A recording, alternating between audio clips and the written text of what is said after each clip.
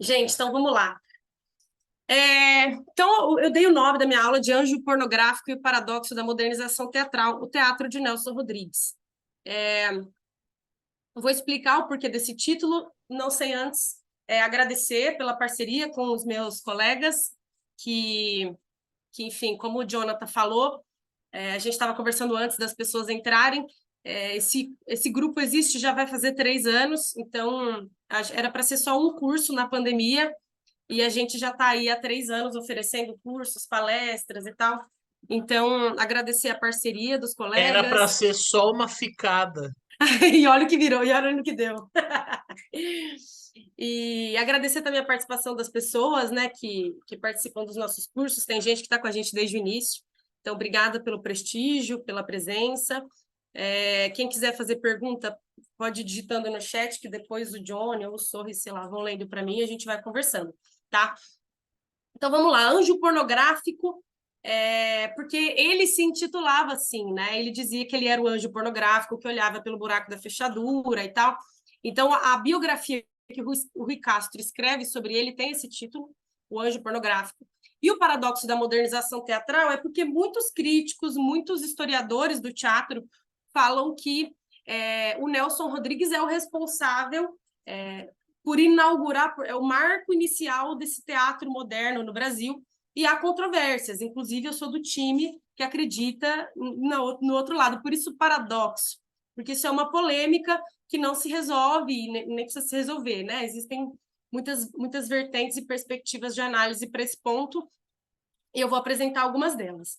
Então, a primeira coisa que eu acho que é importante dizer é, eu separei a minha aula antes disso, aliás, eu vou. Ah, bacana, não consigo passar. Ah, vocês viram meu slide, o segundo slide? Johnny, tá vendo o segundo ou o primeiro? Estamos vendo o segundo. Perfeito, obrigada.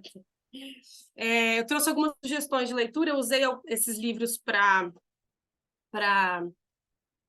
preparar a minha aula, né? São livros, o pessoal da área da história do teatro são muito pouco criativos, vocês podem ver que todos os títulos são História do Teatro Brasileiro Moderno, Panorama do Teatro Brasileiro, tudo essa pegada. E tem algumas teses, dissertações. Esses livros eu não sei se eles existem em PDF, porque eu os tenho físicos, mas depois, quando for divulgar o link da aula, eu posso disponibilizar também um Drive, uma pasta no Drive, com teses, dissertações, outros materiais que podem ajudar aí nessa leitura. Então, esses aqui são indispensáveis. A História do Teatro Brasileiro, embora seja um livro um livro mais genérico, né, para pensar a construção dessa historiografia de maneira mais planificada, eu diria, é um bom ponto de partida, porque os tópicos da historiografia do teatro eles são atribuídos aos especialistas dessa área. Então, cada capítulo é escrito por um especialista na área sobre a qual ele está falando. Então, são materiais muito bons, com bons materiais que você pode encontrar a partir dessa leitura. Então, são leituras que eu indico, assim como o Panorama do Teatro Brasileiro, do Sábato Magaldi. Ele vai fazer mais ou menos a mesma coisa do que a história do teatro brasileiro, só que falando pela perspectiva dramatúrgica e cênica. Então, ele vai pegando as peças que foram encenadas, que foram, né, enfim, que vieram a público de alguma forma, seja pelo texto, seja pela cena, e ele vai construindo a cronologia do teatro brasileiro a partir das peças. O Anjo Pornográfico é um texto, é a biografia do Nelson Gonçalves, Nelson Rodrigues, e é muito importante porque você entende não só o movimento da vida do Nelson Rodrigues, como a própria família, né? Porque a gente vê, ele conta a história do vô, do Nelson Rodrigues, do pai, conta a vida dos irmãos, é um livro bem grande, assim, tem muitas páginas justamente por isso, é uma narrativa bastante completa a respeito da vida dele e tudo aquilo que envolve a pessoa do Nelson Rodrigues. O teatro brasileiro moderno, Décio de Almeida Prado e Sábato Magaldi são nomes bem importantes, né? Primeiro, por dois motivos. Primeiro, porque são críticos de teatro muito renomados e responsáveis pelas críticas de teatro, sei lá, de 40 da década de 40 em diante, e se debruçaram sobre esse trabalho com bastante afinco, e segundo, porque conheceram o Nelson Rodrigues, conviveram com o Nelson, principalmente o Sábato Magaldi, então, um olhar próximo de quem conheceu não só o trabalho, mas também a figura, né, a pessoa por trás do trabalho. Então, enfim, são algumas sugestões, tem outros livros, e aí isso é importante para já dar o recorte da minha aula, porque o Nelson Rodrigues ele escreveu muita coisa. Nelson Rodrigues escreveu conto, crônica, notícia de jornal, que foi o trabalho dele, a maior parte do trabalho dele, dos pais, do pai e dos irmãos, de alguns dos irmãos. Romance, enfim, se dedicou à literatura, escreveu coisa para televisão, enfim, que foi adaptado, escreveu muita coisa mesmo. Então, aqui eu estou fazendo uma construção a partir da dramaturgia, então eu vou olhar para as peças de teatro do Nelson Rodrigues e falar a partir delas. Eu não vou me debruçar sobre o enredo dessas peças, porque mais do que entender o conteúdo, a história, o enredo, a narrativa dessas peças, me interessa conhecer, entender a reação das pessoas a essas peças, aos textos, as representações cênicas dessas peças, para ver de que forma a gente consegue conhecer o Nelson Rodrigues a partir da reação das pessoas às peças dele. Então, esse é o percurso que eu vou fazer. Eu dividi a minha aula em 3 partes. A primeira parte, algumas informações sobre o Nelson Rodrigues, então, o que a gente sabe sobre o anjo pornográfico. Depois, eu vou falar sobre a dramaturgia. Então, tudo que eu vou dizer no campo teórico, político e social a respeito do Nelson Rodrigues é a partir da linha do tempo das dramaturgias dele. Então, eu dei a esse título, a esse tópico, o título de A Dramaturgia Cintila, um Conservadorismo às Avessas. E aí a terceira, reacionário sim, moderno também, que é o momento em que eu vou apresentar a definição de teatro moderno, por que as pessoas consideram ele como marco inicial da modernidade no teatro, alguns, por que outros não consideram, enfim. Então, baseado nisso aqui que eu vou construir a minha aula de hoje e pretendo, ao final ou no meio dela, responder se ele é conservador, reacionário, os dois ou nenhum dos dois. Enfim, a gente vai vendo conforme a aula se desenrola. O Nelson Rodrigues é uma figura muito difícil de analisar. É uma figura muito contraditória, muito dúbia, porque as ações dele não são muito claras em te fazer entender um perfil, né? Ele é uma pessoa que... Ixi, eu tô vendo que tá dando reflexo no meu óculos, será que isso fica ruim? Mas sem eu não enxergo também. Bom, enfim. Ele vai fazendo muitas coisas que não dá para a gente entender, que não é possível você amalgamar todos esses elementos que ele apresenta para a gente e dizer, ah, tá, ele é assim. Então, é uma pessoa difícil, né, de analisar, de colocar numa caixinha, como qualquer outra, afinal, é um ser humano, né, gente? Mas, então, começando do começo, antes de problematizar tudo, quem foi o anjo pornográfico? Então, Nelson Rodrigues nasceu no dia 23 de agosto de 1912, em Recife. É filho de Mário Rodrigues e de Maria Esther.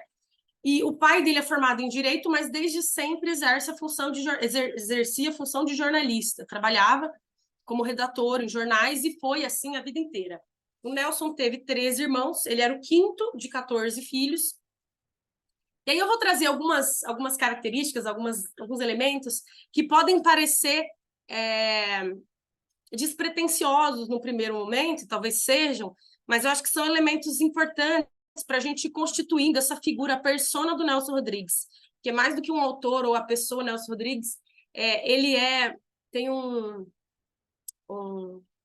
cineasta que fala que o Nelson Rodrigues era um farsante, né? Ele representava a figura dele próprio, e eu acho que é uma boa definição, porque ele representava a si mesmo de um modo um pouco mais exagerado do que ele de fato era. Então, uma figura curiosa, né? Então, não todos, né? Mas os seus personagens eram inspirados em pessoas da sua convivência. Então, Boca de Ouro, Johnny, que você falou que assistiu ou que você conhece, não me lembro, é inspirado num motorista de uma lotação que que ele pegava e toda vez que o ônibus parava, o motorista falava, ó, meu dente, ó, tudo de ouro, pode olhar e tal. E o cara tinha os dentes de ouro, por isso boca de ouro. O diário da Madame Clessy, por exemplo, de vestido de noiva, foi um dia... a ideia do diário, o conteúdo do diário adveio de um diário que ele encontrou em uma das casas pelas quais ele passou na infância, encontrou o diário de uma pessoa, e esse diário aparece com o diário da Madame Clessy em vestido de noiva. Enfim, então, assim, ele traz elementos da vida para as personagens dele, e ele, a partir desse material que ele coleta, ele vai aumentando, ele vai floreando. E ele escreve desde muito cedo. Ele escrevia, gostava de ler, ele era um leitor voraz desde jovem, gostava muito de ler e gostava muito de escrever, o que o fez ganhar um concurso de ganhar, assim, era um concurso de redação na escola que a redação premiada seria lida em voz alta diante da classe. Ele escreveu uma redação com muita qualidade e a redação falava sobre adultério, para surpresa de 0 pessoas, porque esse foi um dos temas que ele mais versou na vida dele. O que surpreende é o fato dele ter 8 anos apenas e já escrever sobre esse tema. Mas a redação era muito bem escrita, isso gerou um burburinho na escola, porque os professores leram a redação, todo mundo era um consenso de que era uma boa redação, mas eles não queriam que a redação fosse lida em voz alta, então eu acho que não chegou a ser lida, mas ele ganhou alguma premiação. Mas, enfim, desde cedo já escrevia sobre temáticas bastante polêmicas e com qualidade. E aí, aos 13 anos, ele começa a trabalhar com o pai dele nos jornais e não para mais. Eles têm uma vida de altos e baixos, bastante flutuante, em todos os sentidos, né? É uma família muito grande, o Mário Rodrigues tinha muito êxito no trabalho, tinha uma facilidade para ganhar dinheiro, mas também tinha uma facilidade para perdê-lo, porque tinha um certo descontrole de finanças. Então, a família passava por altos e baixos, momentos em que tinha muita coisa e tinha uma vida confortável, momentos de passar fome, e o Nelson Rodrigues foi como pai. Ele trabalhou a vida inteira em jornais, às vezes em mais de um jornal ao mesmo tempo, pulava de um jornal para o outro, e ainda conciliava com a atividade de escrever peças, mas ele também passou por altos e baixos, né? Teve momentos em que ele ficou desempregado, enfim. Então, isso fez com que eles fundassem, criou um jornal, aí o jornal ele ficou todo endividado, teve que vender o jornal para outra pessoa e fundou outro jornal. Então, assim, eles passaram por muitos jornais deles em sociedade ou de outras pessoas. O fato é que o Mário Rodrigues, que é o pai, o Roberto, o Nelson e outros, né, alguns outros filhos, o Jofre, se aventuraram, né, seguiram o caminho do pai, foram para o jornalismo também. Enfim, e aí eu trouxe a informação aqui de que em 1926 ele foi expulso da segunda série do ginásio por rebeldia. Eu acho essa informação curiosa, né? Porque já vai mostrando o tipo de postura que ele adota. E no jornal, quando ele começou a trabalhar nos jornais, ele ficou encarregado daquela sessão de pacto de namorado. Então, era aquelas histórias em que os namorados, uma coisa meio shakespeariana, né? Que não poderia se relacionar, aí eles combinam de tomar um remédio junto, enfim, se suicidam, e aí ele noticiava essas histórias, mas ele noticiava floreando, né? Aumentando um pouco dessas histórias. E aí, por isso, ele teve muito êxito na vida, nos jornais, né? Ele foi promovido à reportagem policial, e depois ele começou a escrever os próprios folhetins. Alguém comentou, chegou a escrever aqui nos comentários, A Vida Como Ela É, era um folhetim diário que ele escrevia e publicava nos jornais, isso depois virou minissérie, né? Uma novela, enfim, sei lá, virou alguma coisa na Globo e tal. Então, muitos dos trabalhos dele transpuseram a categoria original, né? Então, saíram do papel do teatro, virou filme, enfim. Em 1926, ele trabalhava no jornal do pai dele, ele criou um jornalzinho que chamava Alma Infantil.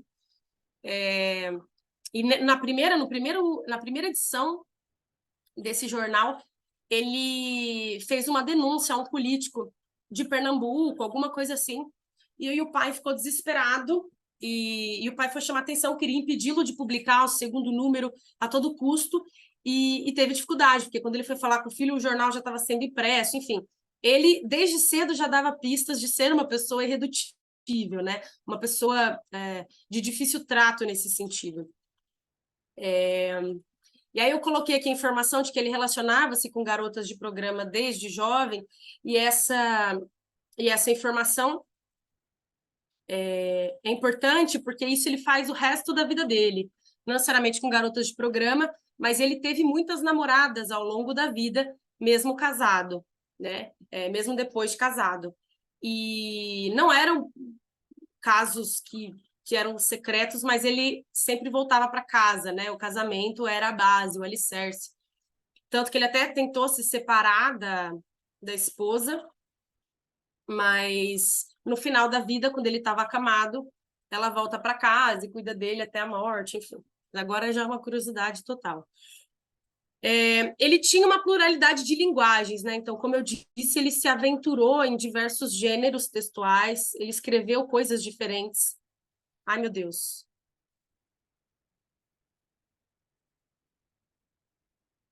Vocês estão me ouvindo? Tô te ouvindo, Mi. O que aconteceu? Parece que está dando um bug. Não, tá rolando tudo certinho aqui. Ah, então tá. É que minha... Ah, desculpa. Tá. Vou até pôr um negócio de carregador aqui. E... Ai, até me perdi onde eu estava. Ah, pluralidade de linguagens. Ele escreveu e ele assinava, ele escrevia personagem e assinava como Suzanne Flegg, né? Foi uma personagem muito famosa e foi ganhando, foi caindo na graça do povo, né? Ele foi ganhando mais destaque.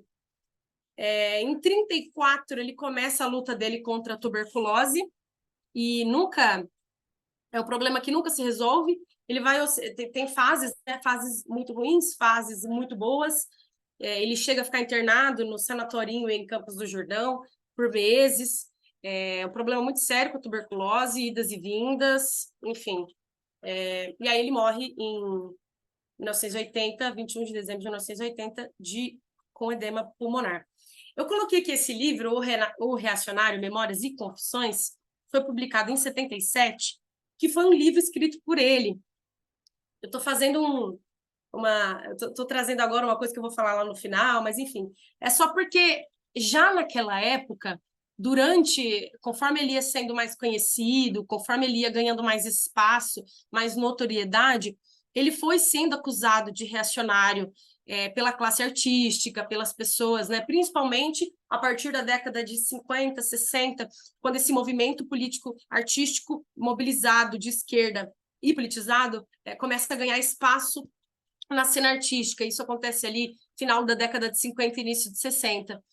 Que são pessoas contra as quais o Nelson Rodrigues se coloca em muitos momentos. Então, por conta de ser muitas vezes chamado, acusado de ser reacionário, ele assume isso e ele escreve O Reacionário, Memórias e Confissões, em que ele conta, são crônicas, enfim, avulsas, sobre a vida dele, sobre a experiência dele como jornalista, e ele fala isso em entrevistas, né? Eu até trouxe uma transcrição de uma entrevista dele, que ele fala, eu sou reacionário, sim, sou reacionário, e aí ele explica o porquê, eu vou ler daqui a pouco para vocês. Então, A Vida Como Ela é um folhetim que ele escrevia diariamente no jornal e se popularizou no Rio de Janeiro, e com temáticas, como as temáticas como incesto, adultério e afins eram frequentes nos seus trabalhos, passou a ser conhecido como tarado. Então, A Vida Como Ela foi esse folhetim que foi adaptado para a televisão há pouco tempo. E aí eu trouxe uma citação do Sábato Magaldi para iniciar a segunda parte da minha aula, que é a parte em que a gente vai olhar para o Nelson Rodrigues a partir da dramaturgia dele.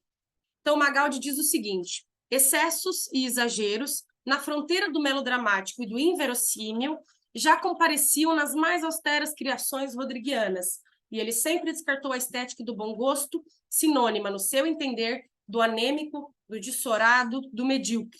Quando ele está falando aqui estética de bom gosto, ele está se referindo ao teatro que era feito antes. E, nesse sentido, o Nelson Rodrigues ele foi pioneiro, porque até aquele momento, não que só se fazia esse tipo de teatro, mas era o teatro que já estava consolidado naquele momento no Brasil, no mundo como um todo, que era um teatro muito textocêntrico, e só que muito com uma fórmula muito restrita de representação. Então, as peças no Brasil, antes do Nelson Rodrigues, né, até o Nelson Rodrigues muda isso um pouco, mas antes dele as peças ficavam em cartaz uma semana só e já trocava, e eram os mesmos atores. Os atores não decoravam, né, os seus textos, tinha a figura do ponto. Então, o teatro era frequentado pela elite, que mandava fazer roupa para ir para o teatro, então tinha uma relação muito mais social, no sentido de exibição, de se provar uma pessoa culta, do que de fato de fruição, de reflexão, enfim. Então ele rompe um pouco com isso quando ele vai trazendo um teatro com inspirações, interferências expressionistas, vamos dizer assim. Então, são diálogos mais curtos, mais truncados. Isso era muito diferente naquele momento. Então, em termos dramatúrgicos, ele modifica esse cenário. A gente vai para a segunda parte, né, das peças. Então, eu fiz uma linha do tempo com as peças dele, de 41 até 78. A primeira peça dele é A Mulher Sem Pecado, em 41, e A Serpente, em 78.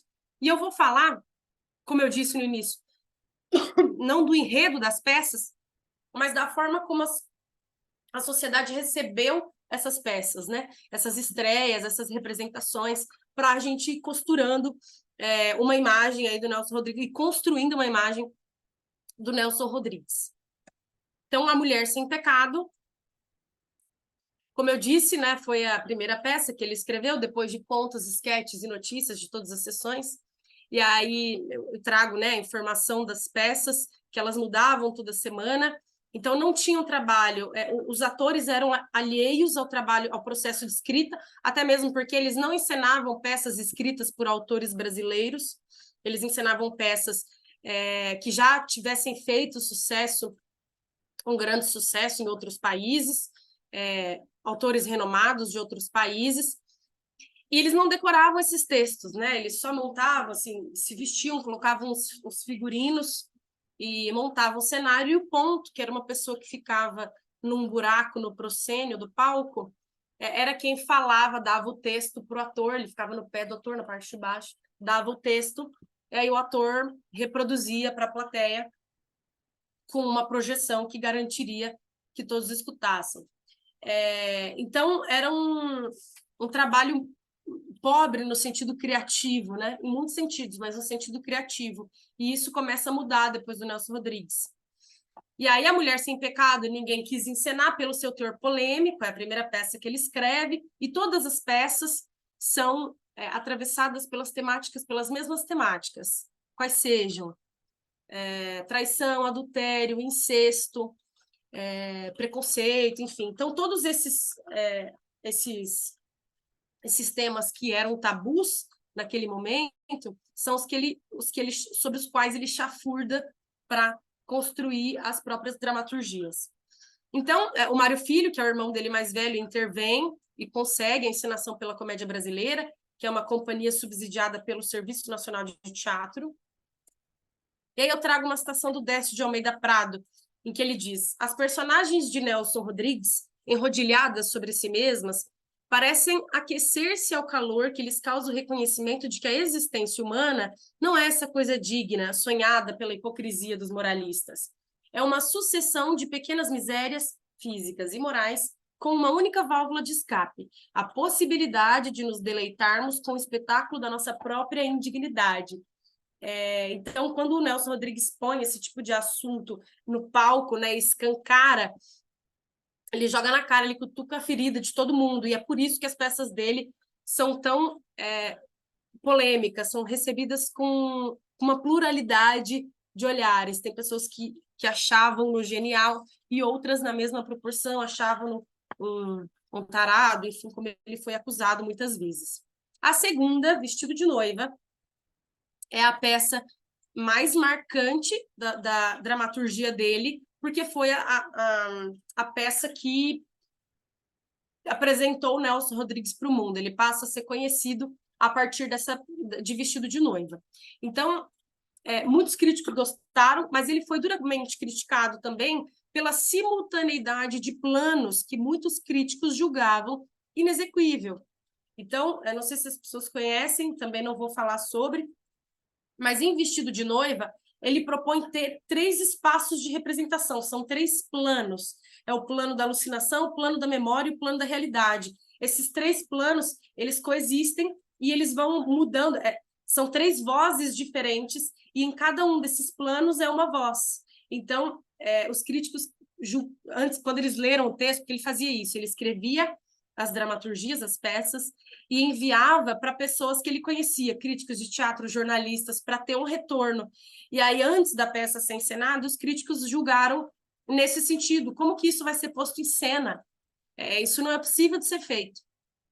Mas foi possível, porque estava chegando no Brasil, no Rio de Janeiro, um polonês, o Ziembinski, e ele vai dirigir o grupo dos comediantes, que é um grupo amador no Rio de Janeiro, mas que recebia subvenção do Estado, e ele monta Nelson Rodrigues de uma forma muito diferente do que era feito até aquele momento, né? Então, são 8 meses de ensaio, eram ensaios muito rigorosos, eles viravam à noite, enfim.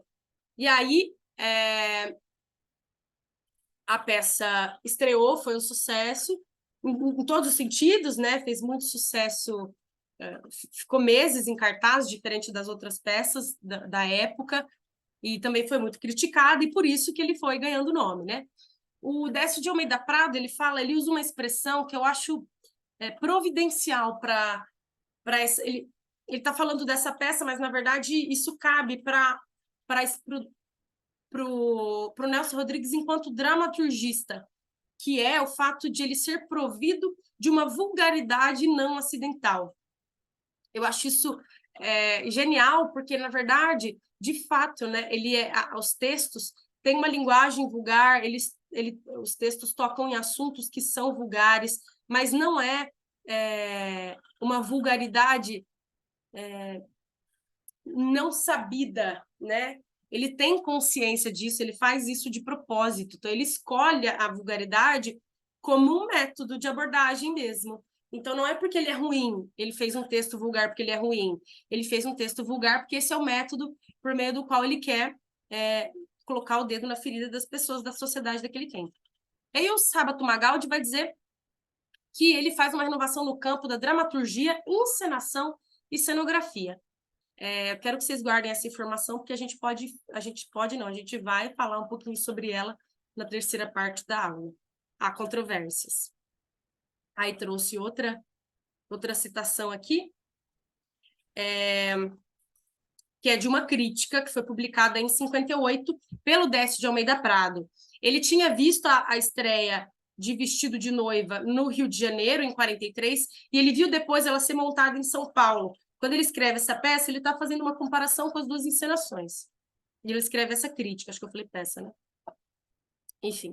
Vestido de Noiva assenta-se, portanto, sobre esses 2 pilares. Apresenta um interesse de natureza unicamente teatral, o de contar uma história de maneira a nos manter presos ao seu desenrolar, e penetra num certo mundo obscuro de sentimentos inconfessados que nem por ser menos nobre deixa de representar um dos aspectos essenciais da personalidade humana. Por um lado, é uma tentativa para se livrar do realismo, da realidade como ponto obrigatório de reparo. Em suas peças, não temem o fictício e mesmo o arbitrário, desejando valer não pelo que dizem, mas pelo que são dramaticamente. A sua meta filial seria o teatro puro, assim como existe pintura ou poesia pura, isto é, um teatro que não tivesse outro objeto a não ser a própria realidade do palco.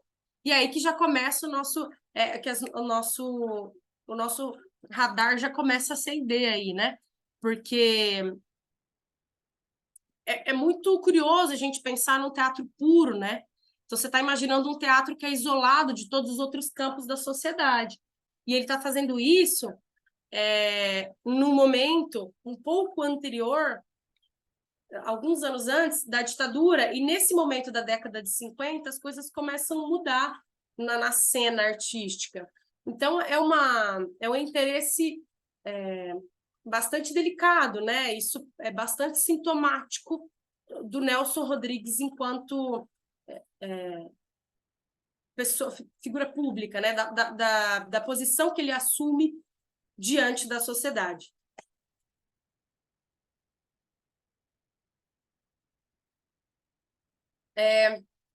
Álbum de Família é uma peça que ele escreveu em 46. Ela foi negada pela censura sob a alegação de que incitava incesto e crime, assim como todas as outras peças do Nelson, em alguma medida, fazem. E essa peça só vai ser liberada para encenação 20 anos depois, e é o começo da experiência dele com os impedimentos, né? Muitas peças deles são interditadas a partir desse momento. E aí o Sábato Magaldi fala que as personagens dele se entregam mais à mais desvairada liberação dos instintos, sem o menor tributo às conveniências. Ele faz isso, né? Ele pega um tema que já é bastante polêmico por si só e ele leva às últimas consequências, né? Então, como se o tema não fosse já chocante o bastante, ele torna o mais chocante possível. Então, é por isso também que ele tem uma dificuldade em levar seus textos para a cena. Em Anjo Negro, por exemplo, a mãe da peça assassina os 3 filhos homens, ainda crianças, porque ela é casada com um homem preto e eles nascem mulatos, e então ela mata esses filhos porque eles não merecem a dignidade da existência e tal. Então é uma forma dele tocar no preconceito racial, mas de uma forma chocante, né? Não tem outra palavra, porque ele mostra o preconceito da forma mais rasgada possível. Muito bem, Senhora dos Afogados, de 47, foi também interditada, foi liberada para ser encenada só depois, na década de 50. Ela também foi encenada no Rio, pela Companhia Dramática Nacional, depois, né? Dirigido por Bibi Ferreira. E também teve polêmica ao final, né? No final dessa representação, as pessoas, ele foi ovacionado, né? O espetáculo foi ovacionado e o público se dividiu entre gritar, entre vaias, entre aplausos, entre gritos de que ele era um gênio e gritos de que ele era um tarado. Isso foi ganhando força, né? As coisas que eu estou contando aqui, elas não foram acontecimentos isolados, foram acontecimentos que foram escalonando. A cada nova peça, como o Nelson já tinha um perfil muito bem delimitado, dramaturgicamente falando, a cada nova peça engrossava o caldo das acusações contra ele. E aí, nesse momento, em 47, o Ziembinski, que foi quem dirigiu Vestido de Noiva, já estava em São Paulo com o TBC, que é o Teatro Brasileiro de Comédia, e que é uma companhia profissional de teatro fundada pelo Franco Zampari. O TBC ele tem uma estratégia de trabalho, de criação, que é bastante comercial, né? Então, eles pegavam peças que haviam feito sucesso em outros tempos na Europa, em outros países, eles ensaiavam essas peças, representavam essas peças, sempre visando autores estrangeiros, nunca autores nacionais, e eles tinham o TBC era o xodó da classe média de São Paulo. Então, eles meio que iam aferindo o gosto do público a partir da reação do público às peças que eles montavam e iam escolhendo novas peças que eles supunham que poderiam agradar aquele público. Então, era um teatro com fins estritamente lucrativos, né, comerciais, e o Ziembinski até chegou a propor Senhora dos Afogados e ele foi negado, né, as pessoas da companhia não quiseram representar essa peça e justificaram essa negação com argumentos diversos, mas os principais eram de que, primeiro, Nelson era um autor nacional. Segundo, o Nelson já tinha se envolvido em muitas polêmicas, não valeria o risco. Então, foi difícil, né? Ao mesmo tempo em que ele ia ganhando espaço, ele também, muitas portas iam se fechando por conta do teor das peças dele, da forma como ele se portava, né? Enfim. Doroteia e Valsa número 6 são duas peças. Então, Doroteia era uma peça que ele fez para a amante dele na época, e quando ele mandou para a censura, já sabendo que a censura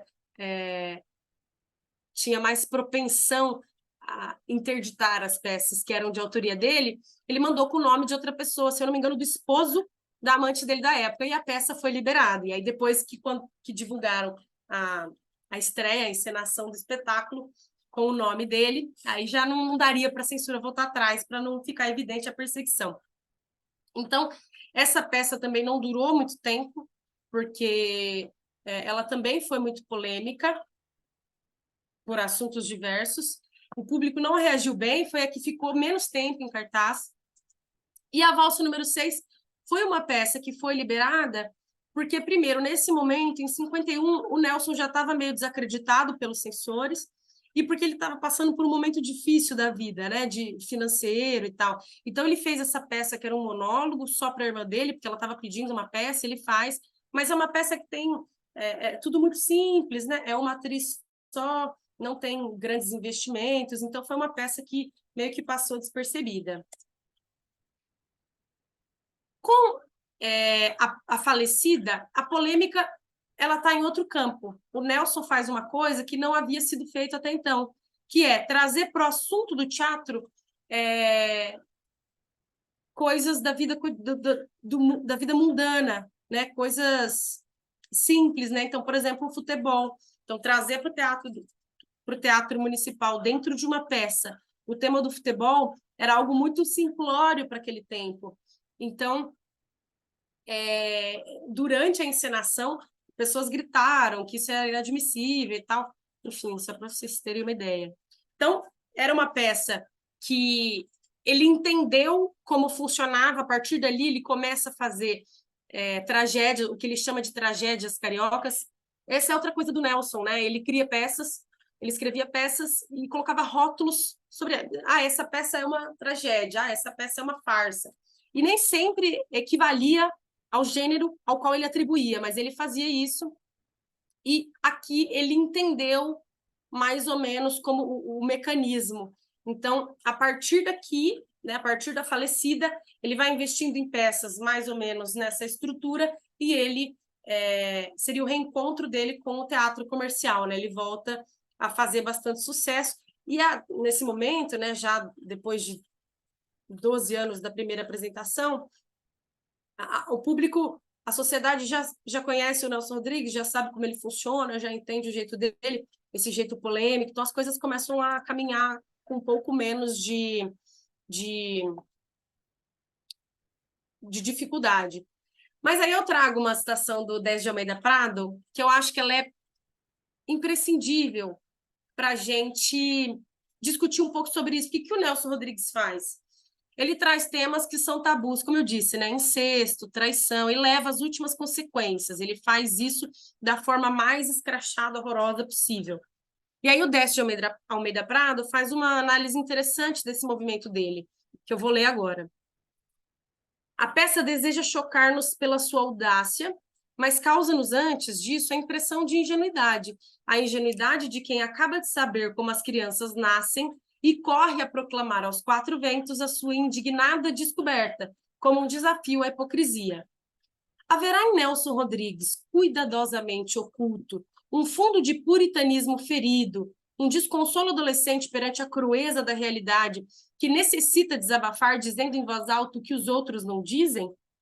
O caso é que ele, julgando-se o indivíduo mais livre de preconceitos, na verdade, o mais preso, o mais tolhido, ligado que está à necessidade de se afirmar estética e moralmente pela oposição, contando o valor de uma obra de arte pelo grau de mal-estar que provoca nos outros.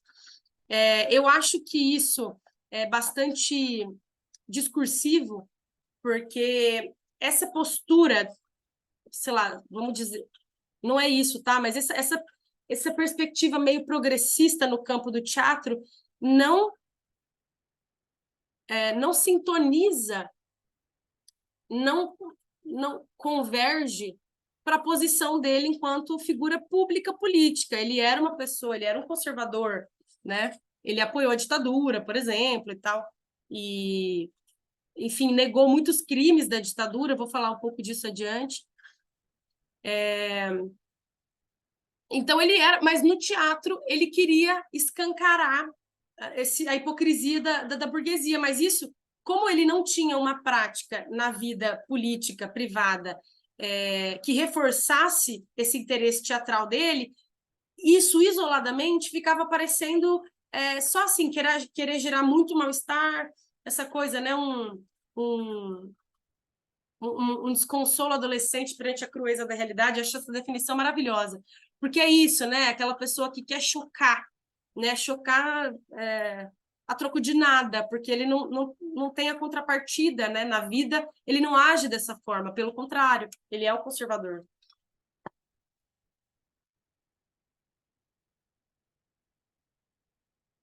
Um Perdoa-me por Traíres, a peça é liberada com a condição de que ele tire a cena do aborto, por conta da possível reação da Igreja Católica. Essa peça foi bastante criticada, foi a única em que Nelson atuou, e pôs fim à carreira dele de ator, porque foi a primeira e a última, mas não pôs fim à carreira dele de maldito. Ele seguiu sendo maldito pelas pessoas por conta enfim, do teor das peças dele. E aí ele... deixa eu tirar isso aqui daqui, peraí. Em 15 de 6 de 57, ele escreve assim na Manchete, que era um jornal do qual ele era correspondente nessa época. Morbidez? Sensacionalismo? Não. E explico. A ficção, para ser purificadora, precisa ser atroz. O personagem é vil para que não o sejamos. Ele realiza a miséria inconfessa de cada um de nós. A partir do momento em que Ana Karenina ou Bovary trai, muitas senhoras da vida real deixarão de fazê-lo. No Crime e Castigo, Raskolnikov mata uma velha e, no mesmo instante, o ódio social que fermenta em nós estará diminuindo, aplacado. Ele matou por todos. E no teatro, que é mais plástico, direto e de um impacto tão mais puro, esse fenômeno de transferência torna-se mais válido. Para salvar a plateia, é preciso encher o palco de assassinos, de adúlteros, de insanos e, em suma, de uma rajada de monstro. São os nossos monstros, dos quais eventualmente nos liberamos para depois recriá-los. Essa explicação que ele coloca no jornal mostra para a gente a forma como ele pensa e a forma como ele entende o papel do teatro. E, justamente, essa fala mostra o quanto a lógica que ele estabelece nos textos dele é oposta à lógica do Brecht. O Brecht é um dramaturgo alemão que, no fim do século XIX, com a crise do drama burguês, o Brecht é um dos proponentes da resolução dessa crise. E ele pensa aí o teatro dialético, que é um teatro que se vale da matéria social, né? Então, que se consolida a partir, que se constrói sobre a matéria social. Então, ele vai pensar essa indissociabilidade entre vida e obra de arte. E o Brecht, para atribuir ao teatro essa ferramenta pedagógica, ele pensa a partir de uma lógica inversa. Então, em vez de dizer que no palco, como o Nelson Rodrigues está dizendo aqui, que no palco tem que ter tudo de mais horroroso, para que, me identificando com aquele horroroso, com aquela coisa horrorosa, eu não faça aquilo na minha vida, o Brecht faz o contrário.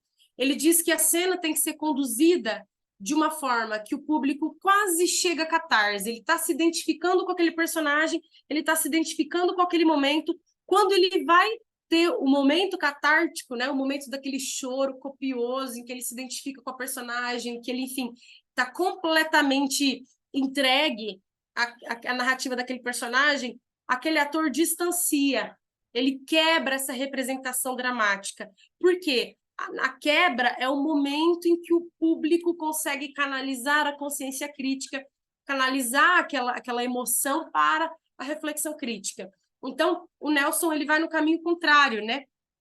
E o Brecht, a primeira representação dele no Brasil, ele já é, nessa época, em 57, ele já é conhecido no Brasil, mas ele ainda não havia tido nenhuma de suas peças posta em cena. Isso acontece em 58, pela Companhia Maria della Costa, que representa a Alma Boa de Setsuan, que é uma das peças dele, enfim. E depois que ela é representada, o Brecht nunca mais deixou de ser discutido, lido, falado no Brasil. Então, e já aqui a gente já está no final da década de 50, já tem outros movimentos se articulando. Então, o Teatro de Arena, o CPC, que eu vou falar um pouquinho deles adiante.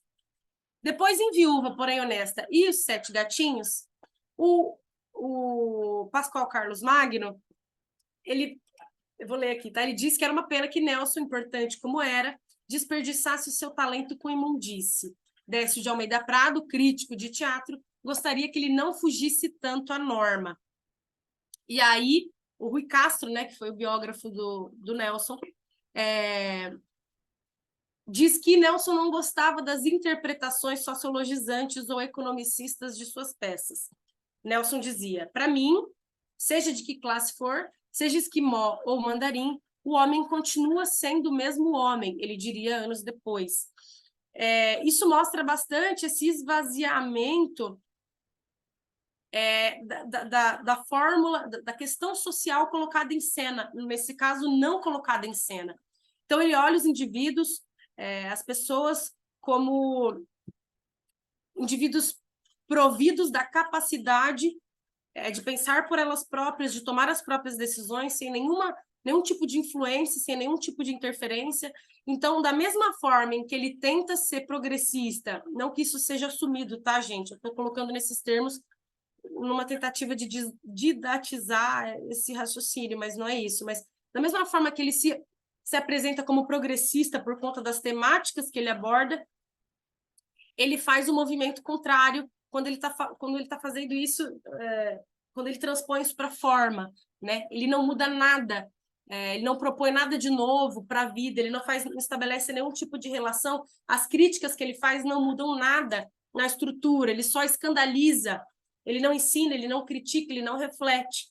Então, a gente vai chegando à conclusão de que ele é um conservador disfarçado de moderno. Por quê? Porque ele se vale do desvio da norma, e a norma é uma forma conservadora. Então, quando ele se desvia da norma, ele dá sinais de subversivo, de inovação. Então, ele parece crítico da burguesia, porque ele está escancarando a hipocrisia dessa sociedade burguesa, mas as suas proposições não afetam a estrutura das coisas. Então, no fim das peças, por mais chocantes que elas sejam, elas não passam de ficção, elas não têm nenhum tipo de relação, elas não estabelecem nenhum tipo de proximidade com aquelas pessoas, com aquela vida, com aquele tecido social. Então, o que poderia ser um espaço bastante frutífero de crítica, de reflexão social, ele perde porque ele psicologiza a apresentação desses personagens. E aí, eu trouxe uma frase de um professor meu da faculdade, que ele dizia que não saber pelo texto o ano em que se está é um crime. Então, o que ele está querendo dizer? Que o Nelson, com as peças, ele estava criando histórias absolutamente descoladas do mundo. E se a gente for pensar com Adorno, a forma é o conteúdo social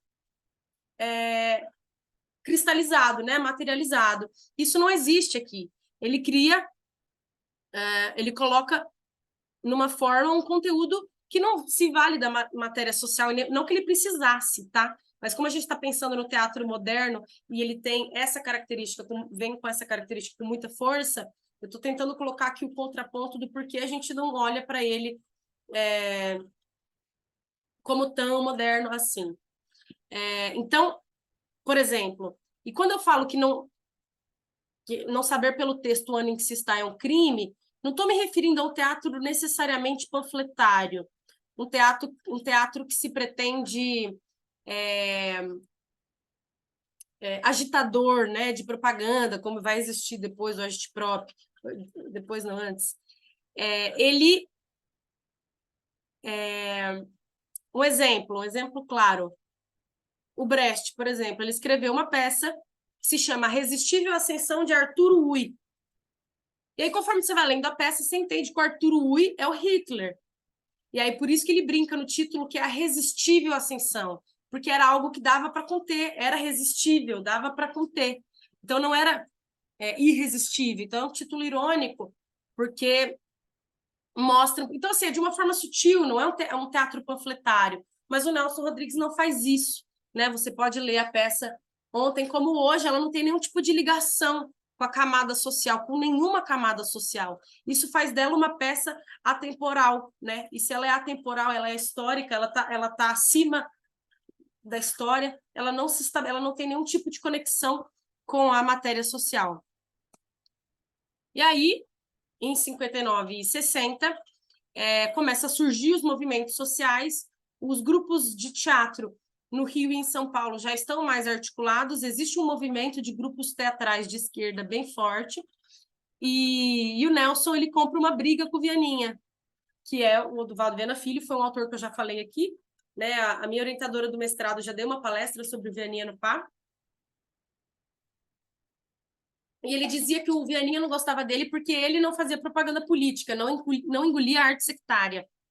Ele desdenhava da ideia de teatro popular, alegando serem esses artistas marxistas de galinheiro.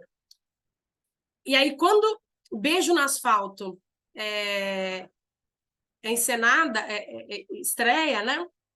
Uma senhora, no final da peça, levanta e fala: eu protesto pela família brasileira, porque o Beijo no Asfalto começa com um beijo entre uma pessoa que está à beira da morte e um jornalista que está passando, e ele pede um beijo, ele dá o beijo, enfim.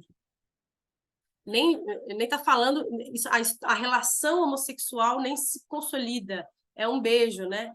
E aí a senhora protestou pela família brasileira.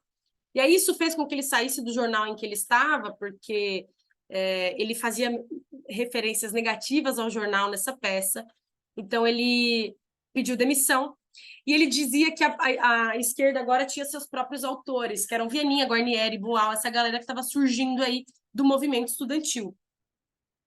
Beijo no Asfalto também, uma curiosidade interessante, é que ela foi escrita a pedido da Fernanda Montenegro. A Montenegro queria montar uma peça dele, e é a partir dessa peça que ele começa a dizer uma frase que ele disse muitas vezes depois disso, que é: toda unanimidade é burra, e a ética individual incorruptível se mostra a forma superior de existência.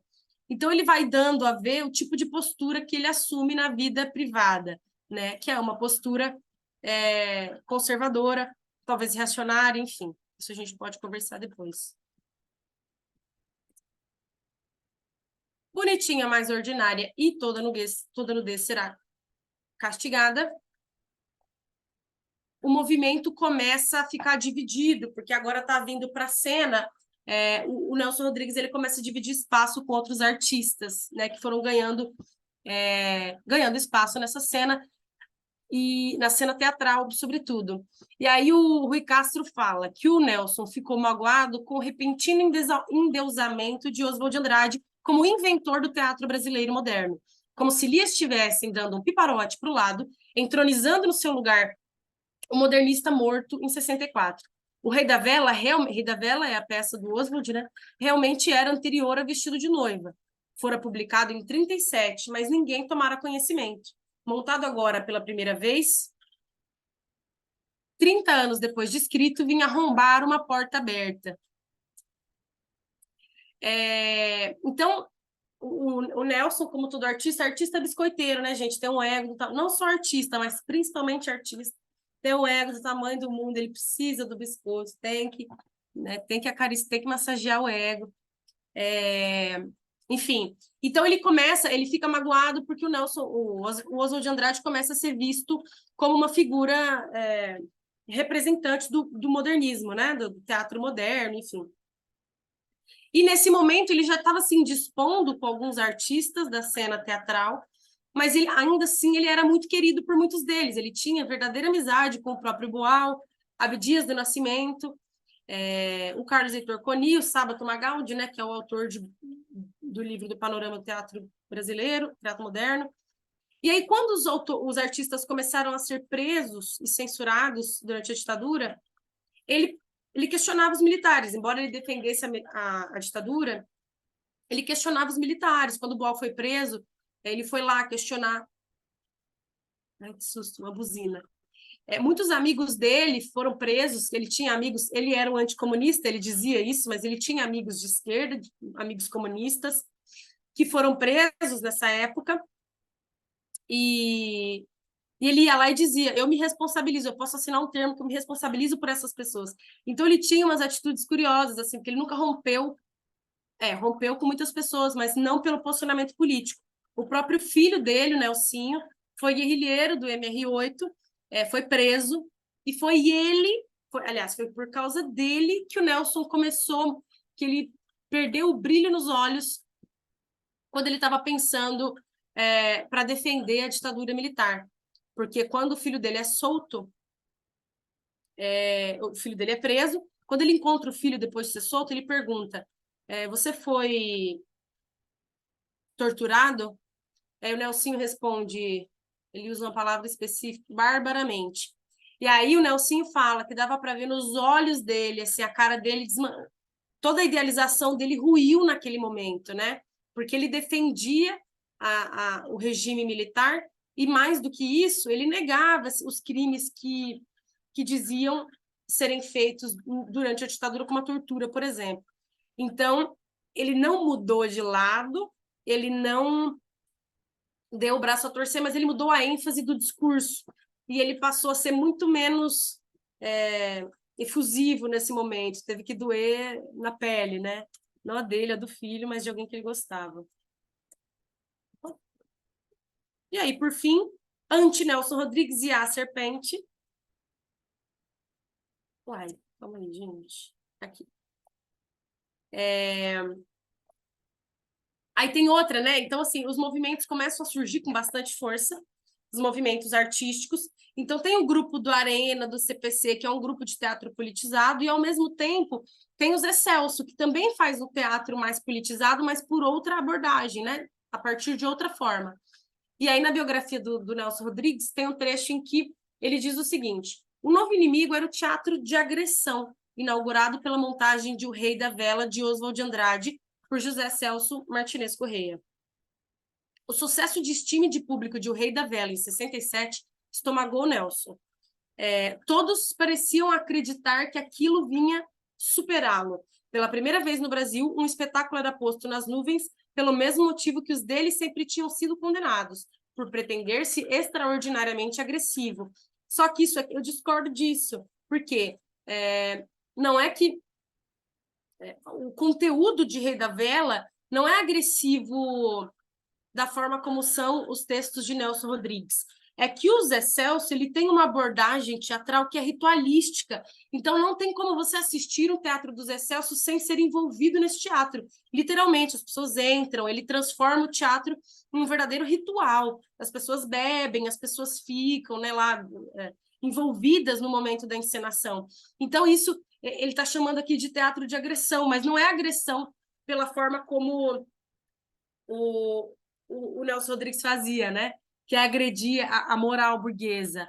Era agressão no sentido de que ele rompia com todo o formalismo, esse decoro, e colocava todo mundo dentro, e era tudo muito festivo, né? O Zé Celso tinha tinha mesmo, que morreu recentemente, né? Tinha essa vertente tudo muito explosivo, tudo muito forte, tudo muito vivo, né? Ele transformava tudo em um rito mesmo. E aí, em 68, a partir de 68, o teatro passou a ser palco de resistência, colocando-se contra os militares. Então, os artistas faziam um movimento de resistência bastante contundente, com o qual Nelson nunca fez coro. Ele participou uma única vez de uma manifestação chamada Cultura contra a Censura, que foi organizada pelo Vianinha. O Vianinha convidou o Nelson e ele foi, mas ele ficou distante, não se envolveu.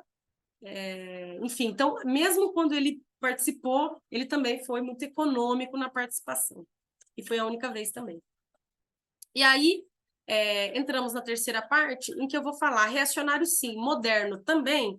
Então, o que eu estou querendo dizer aqui? Antes mesmo de eu achar que ele seja ou não reacionário, eu coloquei reacionário sim, porque ele assume isso, né? Por isso que no início da aula eu falo que o Nelson Rodrigues é um farsante. Porque, em vez de olhar para aquilo que estão acusando e se opor, e negar, e combater, já que é aquilo que está em voga, já que é aquilo que está em alta, e as pessoas estão chamando ele daquela forma, ele se apropria daquilo. E isso vai gerar ainda mais barulho. O cara era marqueteiro ainda por cima, né? Então, mas será que ele é realmente moderno? E aí vem o meu questionamento baseado em dois materiais. O primeiro deles é o Dicionário de Teatro Brasileiro. Segundo esse dicionário, o verbete, né, o teatro moderno, significa que a modernidade impõe-se sempre como acúmulo, somatório, intercâmbio de influências e paradigmas que geram uma nova mentalidade em relação a uma etapa tida como superada. Então, quando a gente está pensando em teatro moderno, quando eu vou falar agora sobre teatro moderno, é nessa perspectiva que eu estou dizendo, a partir desse conceito do dicionário e do que diz o Sérgio de Carvalho, que é meu orientador, para quem eu mando um beijo, ele não está aqui, claro, mas mandando um beijo para ele, essa aula é em homenagem a ele, porque hoje ele está lançando o livro dele no Sesc 24 de maio, era para estar lá, mas estou aqui, então estou fazendo a aula em homenagem a ele. O que ele diz num texto que se chama Atitude Modernista no Teatro Brasileiro? Era inédito o que acontecia no teatro brasileiro. Uma geração intuía que os conteúdos sociais novos só poderiam ser representados por formas que não estavam disponíveis na tradição dramática. Perceberam que a vida atual não cabia no fechamento absoluto do diálogo intersubjetivo, que não tinha mais sentido mostrar em cena heróis positivos, agentes de seu destino, soberanos da vontade individual, em luta contra uma opressão genérica, na medida em que a história é apenas pano de fundo da ação. Então, a partir desses termos, a gente começa a questionar essa modernidade do Nelson Rodrigues. Então, ainda com Sérgio de Carvalho, nesse mesmo texto, Atitude Modernista, ele faz uma exposição de ciclos de modernização do teatro brasileiro. Então, o que ele está chamando de ciclo? Ele diz que o teatro brasileiro ele passa por momentos em que essa modernidade ganha mais força, né? Tem uma profusão maior. E essas décadas, né, esses ciclos, são as décadas de 30, 60 e 90. Isso não significa que entre essas décadas nada houve no sentido de modificação, inovação, mas é que nesses períodos isso foi muito forte, a ponto de se valer como um novo marco, sabe? Então, na década de 30, acontece uma modificação uma renovação de conteúdo e forma restrita à dramaturgia. Então, por exemplo, Oswald de Andrade, Mário de Andrade, quando o Oswald escreve O Rei da Vela, em 37, é um conteúdo que está trazendo a matéria social para dentro, ele está propondo um trabalho mais coletivo, são diálogos mais diretos, mais questionadores. Então, existe uma modificação na forma de conceber essa dramaturgia. Só que essas renovações elas ficaram presas na dramaturgia, não ganharam representação cênica, elas não foram para a cena. Então, né, Oswald de Andrade, Mário de Andrade, Juraci Camargo, que escreveu uma peça que chama Deus lhe pague. É a primeira vez que que uma peça de teatro menciona Marx, a ideia da mais-valia. Isso lá na década de 30, 33, se eu não estou enganado, Juraci, 32 ou 33. Esse movimento que começou na década de 30 ganha força e substância na década de 60. Por quê? Porque essas modificações, essas renovações que foram propostas no campo que ficaram restritas ao campo da dramaturgia, elas são postas em cena com grupos como o Teatro de Arena, o Centro Popular de Cultura, o Oficina do Zé Celso. Então, o que começa a acontecer com mais força nesse momento? Ensaios coletivizados, trabalho do ator que não era alienado da estruturação do espetáculo, nova relação com o público, referência em arte politizada, enfim. Então, isso vai ganhando muita força com grupos diferentes e por caminhos diferentes, né? Então, como eu disse, o Zé Celso ele tinha um caminho mais ritualístico, né, de trazer esses questionamentos, de desenvolver essa linguagem mais problematizadora. O Arena já tinha uma perspectiva mais épica de espetáculo, mais afeita à proposta do próprio Brecht e tal. Então, eram caminhos diferentes de alcançar o mesmo objetivo. E aí, por fim, a década de 90 é a década que está é o ciclo que está em curso até hoje, né? Que é o aprofundamento desse movimento e tem um novo objetivo, que é o de opor-se ao comercialismo teatral. Então, o teatro, né, vai ganhando um enfoque completamente comercial, vai voltando, né? Parece que a história ela se repete em alguns momentos. E com essa comercialização do teatro, a década de 90, alguns grupos da década de 90, eles vêm se colocar contra em uma espécie de resistência da arte politizada, da arte teatral politizada, menos voltada para a questão financeira e comercial, tem interesse pela temática histórica, e aí são muitos grupos espalhados pelo Brasil. Então, tem a Companhia do Latão em São Paulo, que é a companhia que o Sérgio dirige, tem o Coletivo Comum, o Alfenim, que é lá da Paraíba, o É Nós Aqui Outra Vez, que é do Sul. Então, tem vários grupos, e não para de nascer grupo com esse objetivo, né? De discutir, de trazer para a cena a questão social. E não só grupo da linguagem épica, que é essa que eu estou dando exemplo aqui, mas o próprio teatro pós-dramático também tem se valido da matéria social para levar para a cena a questão problematização, enfim, e discutir esses temas, né? E aí eu queria ler um trecho para vocês de uma peça. A rubrica diz: aproximando-se da plateia. Respeitável público, não vos pedimos palmas, pedimos bombeiros. Se quiserdes salvar as vossas tradições e a vossa moral, ide chamar os bombeiros, ou se preferirdes, a polícia. Somos como vós mesmos, um imenso cadáver gangrenado. Salvai nossas podridões e talvez vos salvareis da fogueira acesa do mundo. Esse é o trecho final da peça que o Erofante fala em A Morta, que é uma peça do Oswald de Andrade de 37. Então, vejam, é uma única estrofe, a peça tem várias páginas, eu trouxe uma única estrofe, e a gente vê aqui muitos elementos, tanto no campo da forma quanto do conteúdo, de ruptura com esse teatro dramático burguês. Né? Então, tem a quebra da quarta parede, ele se reporta ao público diretamente, fala com o público, fala sobre a podridão do mundo, nananana. Isso é em 37. Então, é por causa disso que eu venho falando desde o início da aula, que eu não sei se é exatamente justo dizer que cabe ao Nelson a estreia, né, o marco do modernismo no teatro. De fato, ele foi muito importante, principalmente pensando na cena, porque o texto dele, que é muito diferente dos que vinham sendo feitos até aquele momento, é o que vai para a cena, e de fato tem uma inovação no campo da encenação e da cenografia, é o que vai para a cena e ganha espaço. Mas não é a primeira dramaturgia moderna, se é que a gente pode chamá-la de moderna, pelos motivos que eu já disse anteriormente.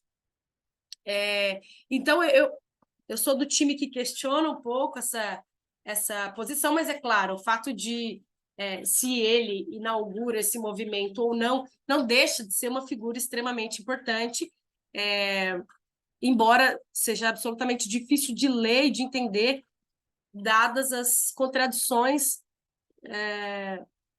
na postura dele, enfim, na forma e no posicionamento político dele, que é bastante questionável. E aí eu trouxe os trechos que eu disse. Ah, não é não. É no próximo slide. O Rui Castro fala que a sua maneira individualista, neurótica, meio doentia, talvez, Nelson Rodrigues realmente ajudava a desmontar o mundo burguês da família, da tradição, da religião.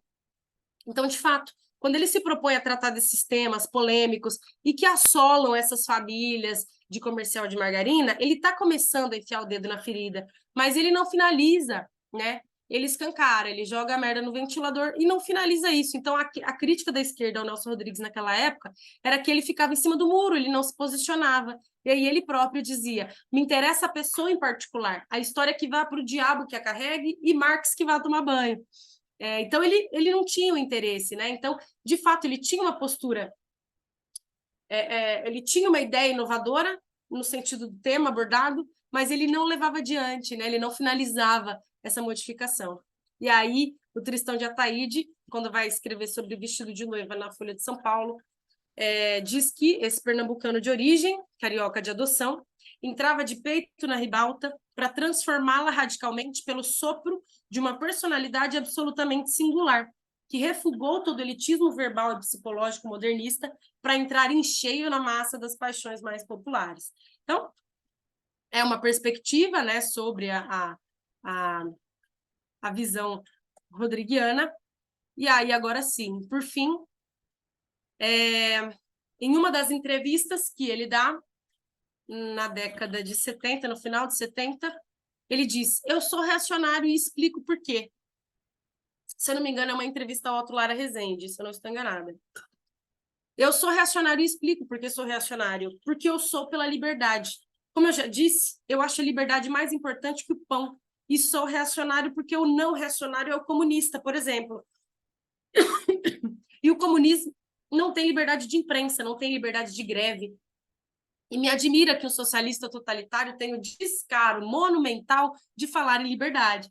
Então, a gente percebe aqui, né, uma confusão a respeito dos conceitos, porque, né, dizer que ele é reacionário porque o não reacionário é o comunista, né? Enfim, então são muitos conceitos incompreendidos. E aí o Cláudio Melo e Souza diz que o teatro dele não é psicológico, o teatro não é ideológico, o teatro dele não tem nada a ver com o problema da ideologia humana, é da paixão, é do erotismo, é da caricatura, é do tipo popular. São os tipos que ele conheceu na infância. Esse é um tipo de discurso que pega, né, que cola muito, mas que é absolutamente despolitizante. Porque quando fala que o teatro dele não é ideológico, o Marcelinho falou isso na aula dele, e eu gostaria de reforçar isso, né? Que aquele que diz que não é ideológico, aquele discurso que diz que não é ideológico, ele é ideológico. Então, se a gente está dizendo que tem um pensamento que ele escapa à norma, a gente está dizendo que existe a norma. Então, quando ele diz, e quando as pessoas analisam o teatro dele como um teatro que não é ideológico, querendo dizer que ele não está questionando a ideologia, isso significa que ele está contribuindo com a manutenção desse status quo, né, desse funcionamento da máquina. Então, não é que não é ideológico, é que ele não propõe, ele não promove riscos para essa estrutura. E aí, eu finalizo a minha fala com uma outra fala dele, de uma outra entrevista, que ele fala: reacionário, no meu caso, é a reação a tudo que não presta, segundo a minha opinião. Enfim, essas foram as minhas referências para essa aula. Muito obrigada, gente.